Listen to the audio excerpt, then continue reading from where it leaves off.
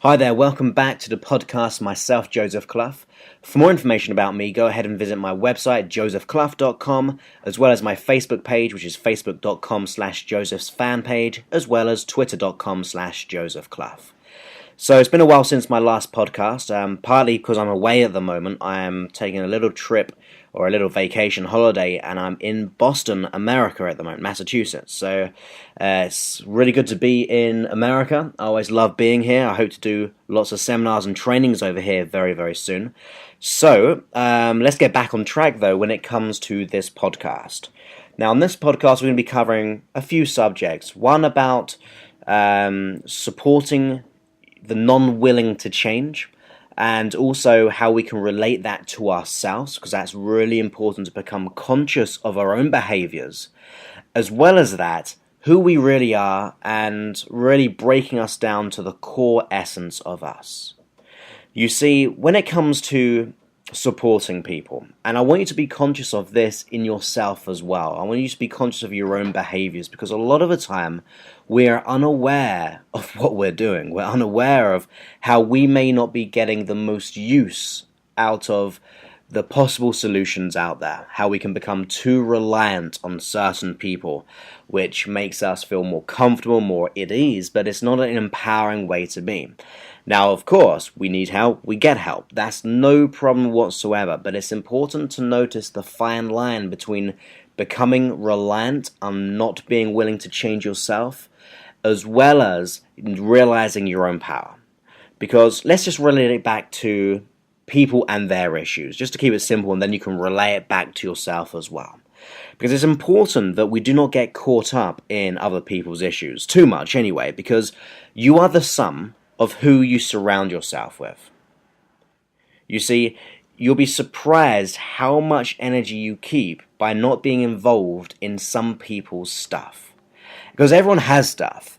Now, a lot of people I come to see have their stuff, they have their issues, but they're willing to do whatever it takes to make a change. And I really applaud them. I'm so grateful to have clients like that, because they know they're stuck, they know that they're looking for help, and they're trying to find any way, and they're willing to do whatever it takes, in other words, taking responsibility to make a change in their life. But it's also important to know those people who are unwilling to take responsibility, unwilling to make those changes. Because I hope you know, I've been doing these podcasts for about a year and a half now. We've had loads of great reviews. I only just realized the reviews have been in America, looking on the podcast reviews. And as you know, I'm here to support you as much as possible, because I know that you really want to change. That's why you're here. That's why you're listening to me. And you want to be able to apply maybe what I'm saying or the processes I do into your life, which is absolutely brilliant, and I applaud you for that. There are other people who it's important to be conscious of what they're doing and what their intentions are.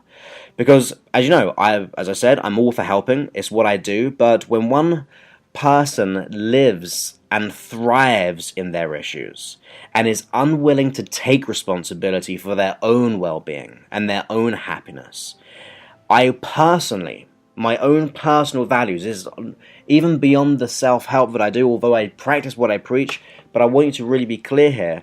I really apply this into my life. I will not buy into other people's stuff, their own stuff and their own issues. Because if I buy into it, I'm pretty much accepting it. And if I come across in that accepting their issues and accepting that's who they are their problem, they are their behavior, that they are unable to change, I'm reaffirming and supporting them in keeping them in place, in a place of disempowerment, really. Sure, support people, absolutely support people, be kind, love, motivate people. I want you to come from a place of love, or come from a place of wanting to help people, because I know how rewarding it is, having done that for the last 10 years of my life. But there is a thin line when it comes to supporting and buying into some people's issues, and actually disempowering those around us. Without doubt, in every study, you pick up and even begin to mimic those closest around you. I love the quote that you are the sum of the closest people around you. So the more you're in their company, the more you feed off them, the more you become like them. So in every way, we begin to mimic those naturally. It's just the way it works. Now, don't get me wrong, if you're in support groups, great, that's not a problem at all. If you want to empower people, you're going to have to be around people who have issues and you want to empower them. But if they've got their mindset that they're unwilling to change, that they buy into their issues so much and we support them in keeping their issues, that's where the problem happens. Because when we begin to pick up those and we buy into those at an unconscious level, it can actually affect the biology of you. That's just science. It's all choice naturally. I choose to surround myself with positive people. I really do. It's just who I want to surround myself with. But what I've realized is that the most successful people in the world do this too. In business, the entrepreneurs, they create these mastermind groups where they begin to network with each other, bounce off ideas because they're a like mind. And they really help each other. As I said, the nature of my job is on a one-to-one level more often than not. And when that happens, I'm helping people who are in a bad place, but they wish and are determined to change, and that is empowering. But those who, no matter how much support and can love their own stuff, love the trauma of their issue, in their psychology, it's called a secondary gain. So you could say they're getting more satisfaction on a conscious or unconscious level by keeping the issue. And I'll tell you a story about some of my clients who have had this. I've worked with loads of people where they've seen 10 other therapists and they say, I'm here to let go of this depression, but I've seen 10 other people, and we get talking about it, and then we begin to realize that in some way, by keeping that manic depression, they're actually gaining something from that problem by keeping the problem. And to put it more easily, it could be, for example, like in this case, the person didn't have to work. Everything got taken care of them. They got benefits. They got support by everyone. And that support actually kept them in a place of not wanting or not willing to change. When we discover this and become conscious of it, the person realized this and thought, well, I've got to take responsibility for myself now and get more out of, or to get more of letting go of the issue, and to get more of I can't get my words right, to get more out of life itself, rather getting more out of the issue. So it's one of those things where we have to be conscious of, are we benefiting people by continually supporting someone who is unwilling to change? In my own personal humble opinion, I think it's important to step back. And the best way to help someone is, rather supporting them in that way, is to actually reflect, what do you want them to be like? Now, that's not trying to impose anything on them, but I'm saying that in order to make the greatest change in someone, you have to be that change. I mean, Gandhi said, you got to be the change you want to see in the world. Well, let's just say you want to be the change you want to see in that person. So if that person is depressed, show them in yourself how you can be free of depression, how you can live life. Be the shining beacon for them to change. That is the best way of helping someone, showing them, be an inspiration for them. And that is one of the best ways to make a change. And you've seen people in your life who've inspired you, who've got something that you may not have but you really want it. You begin to mimic them, you begin to ask questions. You actually begin to follow what they do. You begin to look for what they're doing. You're looking for the solution rather just being supported by everything else around you. You take responsibility, and that is the biggest learning in my life, is to take responsibility for your life. When you take responsibility, you're rather being a product of life, or you're rather being a product of your environment. You're actually allowing life to be a product of what you choose to create. That you no longer reaffirm any issues in your life. You no longer have any reasons to keep the issue. You actually push all of that into a state of being empowered, content, and able to make changes. You see, if we don't take responsibility of your life, we literally push out all the ways because we say, well, it's not my fault, it's someone else's fault. If we don't take responsibility, you could say we're saying that we have reasons or excuses for our life. And that reaffirms us to stay in the same place. It reaffirms us to keep us stuck. But when we assume the responsibility in our life, and we assume the wish of the feeling fulfilled, so we assume the feeling of how we like to be in life, and we put our mind into gratitude, we put our mind into where we want to be, so we're putting our attention and our focus into how we would like to be. We're sending our unconscious mind to look for those answers. But if we're buying into reasons and excuses as to why we can't change, that's where our energy is. That's where we're putting all the attention. We got to change our focus completely. And one way is by taking responsibility and focusing on what you want. It's really important to be able to adapt that philosophy into your life, that you are the creator of your life, that you are able to be able to make changes. Because when you think about it, who are you, and what are you not? Because when we think about who I am and who you are, let me start by really saying what you're not. Because you're not anxiety. If you suffer from anxiety, you're not anxiety. If you suffer from depression, you are not depression.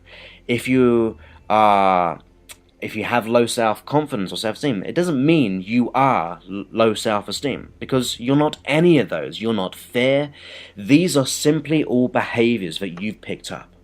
Only behaviors, and these behaviors are not you. They're not your identity. You're not small. You're not weak. You're not limited. You're not the lack of life. You're not just a small part of life. You're not a small player in this world. You're not your thoughts. You are definitely not powerless. Because, as I said about the reasons and excuses, you're not your excuses. You are not your reasons. You're not everything that is wrong. You are not the problem. You are not just a product of your environment. You're not any of those things. So what are you? These are my thoughts, really what you are. And I want you to just be open to this. Just be conscious of this and just see if it resonates. Because I can only tell you, with the knowledge I have in the 28 years of my life, and it's not for me to say what you are or what you're not, but these are just my thoughts. And if you're still listening to this, you may be a little bit curious or interested in my thoughts. And my simple advice and personal truth from what I've learned in this time, and the nature of people and the nature of you, to me, you are everything you need. You are choice. You are abundant. And you are completely unlimited. You see, when we go back to what you are, before the programming of society, before our environment even, we are, even before the beliefs we buy into as a child, or even before our experiences in the world, we are just simply consciousness. Consciousness. And we are simply peace. When I think of you personally, right now, right here, and there's a bit of woo-la-la that I talk about, but there's what I really believe on a deeper level, that you are simply love, you are oneness. Everything I stated of what you're not is simply an illusion what we brought into. I've been told many, many things, to be certain things, how to be or how to act, how to react, and the things that I agreed to follow. And that's not what I am, or who I am, and it's not who you are. See, I think you're peace, but we haven't learned to direct our awareness to those things that we think is real. The things we need to buy, or buying into what we should be because society says so. Because I simply believe that the excuse is simply no longer something we should buy into. And excuse my thoughts here, in fact, because I don't think you're meant to be anything. And that sounds strange, but I just think you are perfect. You are beauty. You are peace. You are love, happiness, contentment, joy, bliss, fill in the blank, all those wonderful things of absolute truth. The whole idea that you are meant to be certain way presupposes you're not okay anyway. That if you've got to be a certain way, it means you're not perfect already. You don't need to move anywhere. You don't need to move somewhere else to be okay. You don't need to change your environment to be okay. Because you are simply okay. You're not meant to be anything other than what is you. So like I said, rather being a product of your world or your environment is one you choose to create. The deeper part of you, I really believe this, a deeper part of you knows this. It always has. I think you've known this too, but we got lost along the way, like pretty much most people in the world. So how do we get found? How do we get from that place of losing who we really are to the place of actualizing our true potential? Well, we first must awaken to what is already here, in this moment. There's nowhere to go but here, now, in this moment. That your consciousness and awareness, and put your consciousness and awareness to what you are, that you are love and peace. You are perfect. Take this moment. Become this moment. There's nothing else but this perfect moment of you.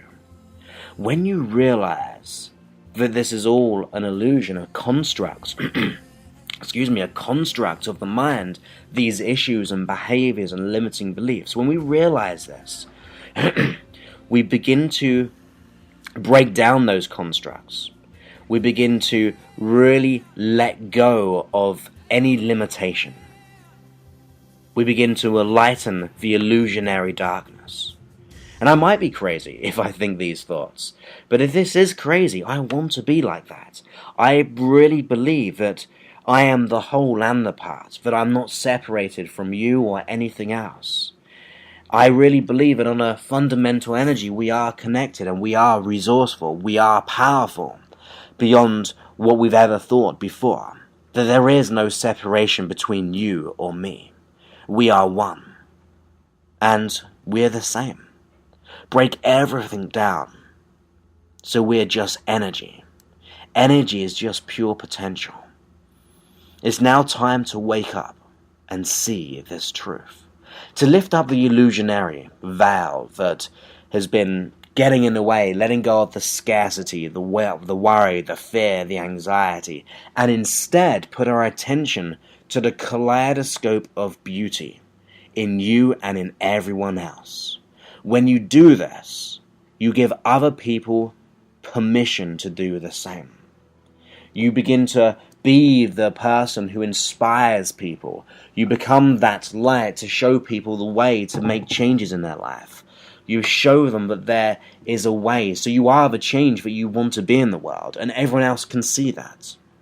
When you do this without being fearful of judgment, without being worried or anxious of your power, to actually realize that it's okay, that you are okay. It's pure and simple to me. That's just the way I see it. I may be wrong. But some people may even say that it's hard to actualize this. How do we get to that? Because that's great. Well, some people may say it's hard, but the more I've learned is the harder it is, the more we try too hard. We try to do too many things. I think it's taken me a while to realize this over the years, but just to know this is the first step. To resonate with this is the first step. To know there is no road to this way of thinking is more about putting your attention to this moment. To be this moment. To be and see the world for everything it has to offer. And to realize everything that you have to offer. Take this journey. See how amazing you are. How I see you. How I see all these people around the world anyone can make these changes. You are the change. You don't need gurus. You don't need lots of worshipping of other people. The main thing is to worship yourself, to put your attention on yourself, to find those qualities within you that tell you how wonderful you are as a person, to see everything that you have to offer in this world, because you have so much.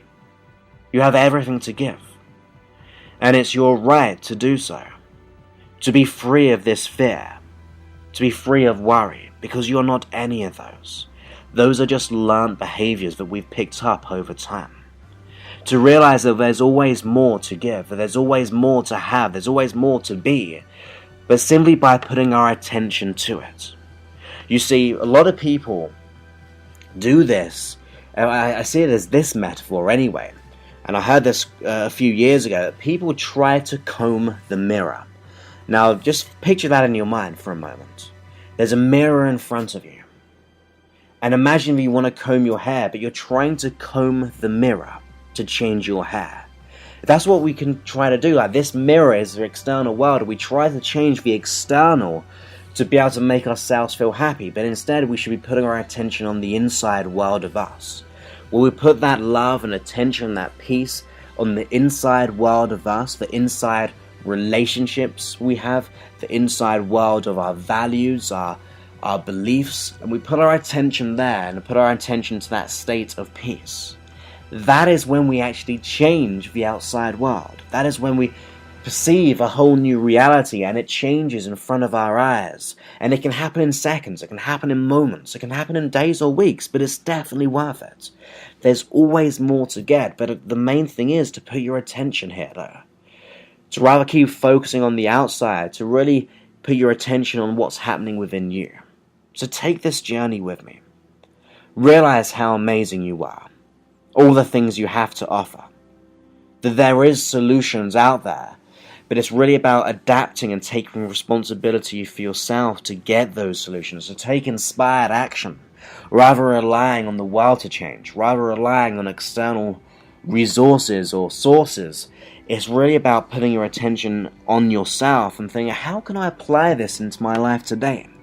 Waking up in the morning and think, at the end of this day, if I could achieve X, Y, Z, what would it be? Then put your attention there. And then you begin to get that happiness. You begin to find that success being far more powerful by being conscious of your thoughts. Usually our thoughts and our feelings are just happening and we're not even aware of it. They're like really dictating how we are as a person.